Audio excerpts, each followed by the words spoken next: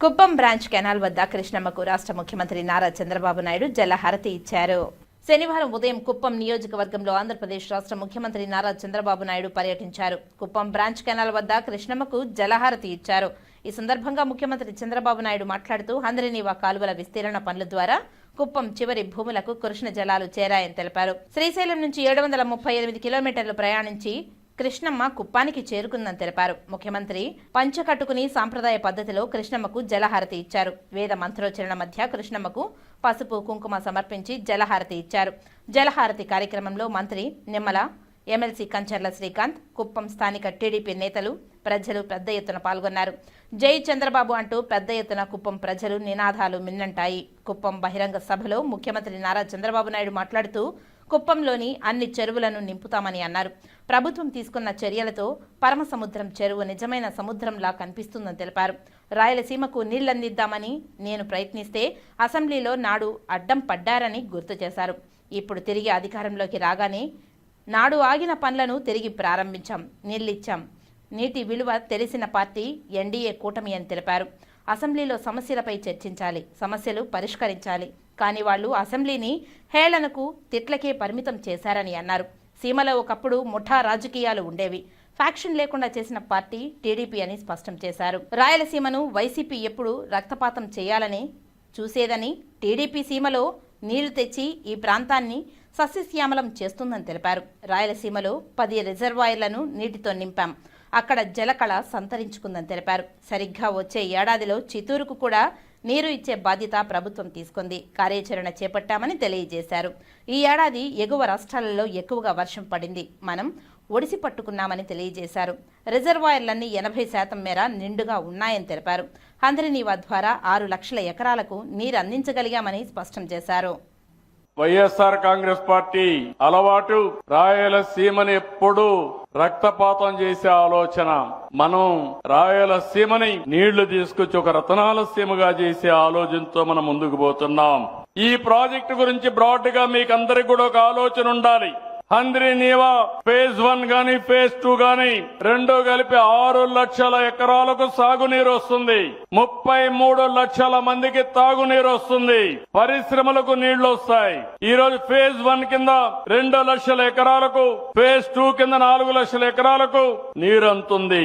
ఇంకొక పక్క కర్నూలులో కృష్ణగిరి, పత్తికొండ, అనంతపూర్ లో జీడిపల్లి రిజర్వాయర్, ఇవన్నీ కూడా నీళ్లు నింపాం.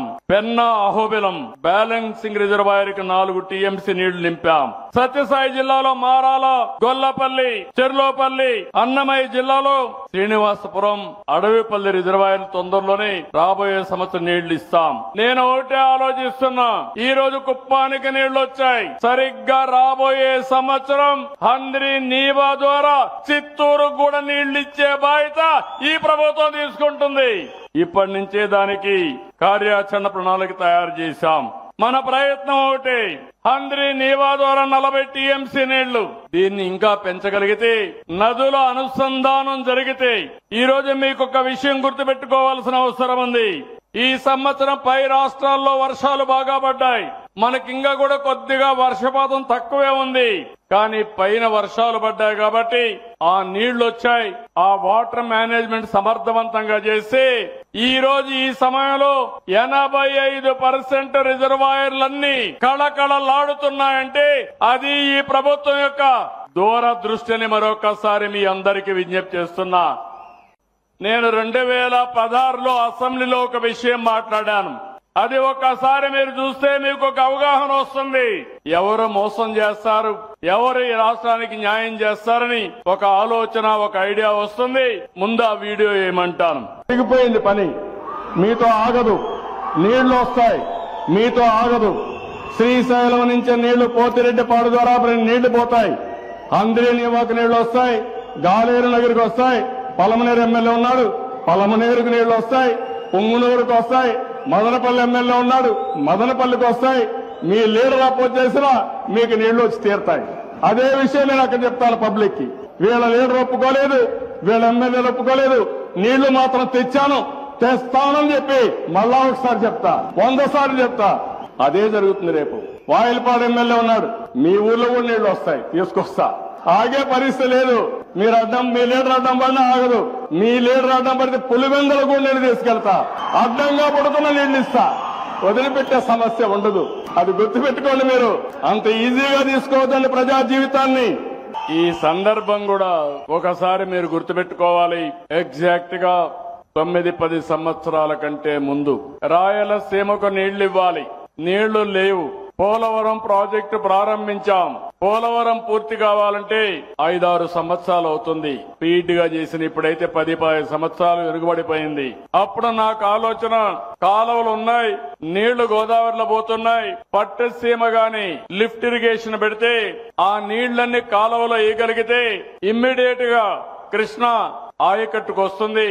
కృష్ణా ఆయకట్టులో వాడే 120 టీఎంసీ నీళ్లు శ్రీశైలంలో పెట్టి అక్కడి నుంచి రాయలసీమకు అంద్రి, నీవా, నగిరి, గాలేరు ఈ కాలువల దగ్గర తీసుకొస్తే రాయలసీమను సస్యశ్యామలం చేయించనే ఉద్దేశం, ఆలోచన నాది. నేను ఆ ప్రాజెక్ట్ ని ప్రారంభిస్తే అసెంబ్లీలో అడ్డుపడ్డారు, అజ్ఞానంగా ప్రవర్తించారు. ఆ సందర్భంలో నేను చెప్పిన మాటలు ఆ సందర్భంగా చెప్పాను. 2014లో మనం ఖర్చు పెట్టాం. 19లో ఉండుంటే 80% కుప్పం పనులన్నీ పూర్తయినాయి. 20% పూర్తి చేయలేక మళ్లీ 6 సంవత్సరాలైంది. ఈ రోజు 100 రోజుల కార్యక్రమం ఇచ్చాను. 3,850 కోట్ల రూపాయలు శాంక్షన్ చేశాను. 3,850 క్యూసెక్స్ నీళ్లు తీసుకొచ్చి పరమ సముద్రం ఈ రోజు ఒక నిజమైన సముద్రం మారే కనపడొస్తుందంటే అది మనం చేసిన పని.